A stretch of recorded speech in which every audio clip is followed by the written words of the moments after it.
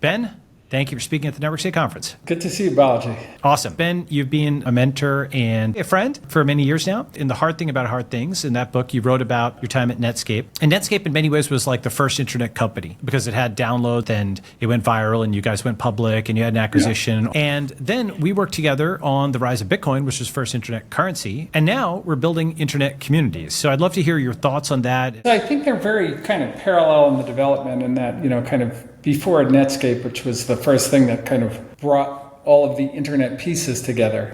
There were many pieces. There's FTP and TCP/IP and Gopher and this and that, but you needed something to unify all the technology. So it was a little deceptive in that a lot of people deep in the tech kind of saw it as, well, what's new here? It's just like you're just putting an interface on it. And I think that in network school is very much like that, in that we have all the primitive building blocks of community. We've got, Discord and WhatsApp groups, and we have Bitcoin now, and we have many different currencies, stable coins, and so forth. But nobody's put the whole package together.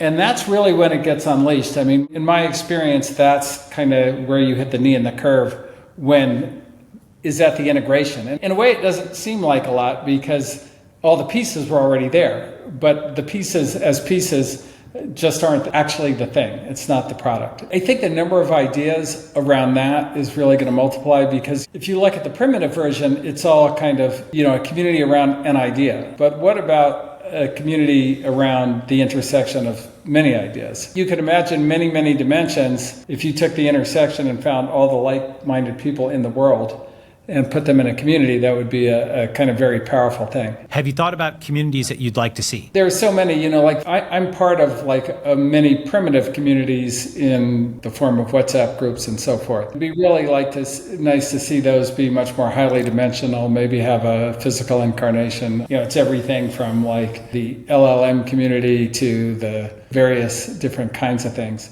But they're all so primitive because there's no physical dimension, there's no virtual reality dimension. All you can really do is chat, which is one of the things you'll do in a community. But there are many more ideas that you could have. I'd like to, at some point, organize a conference of small countries and pro-growth jurisdictions. And that's kind of like one side of a two-sided market. And we have all the tech founders and venture capitalists as the other side of the two-sided market, and put them together. I mean, Network State Conference is like the V1 of that. I know for sure. I think that goes together. People who want the network state in their territory are probably the exact countries that are interested in kind of pushing forward into the future. If you're building a startup society, internet community, network state, should you come to Andreessen Horowitz and pitch Andreessen Horowitz? For sure. We're very interested in it. We believe in the whole thing from the sovereign individual on up. So we want to be part of it for sure. Awesome. Thank you for speaking at Network State Conference.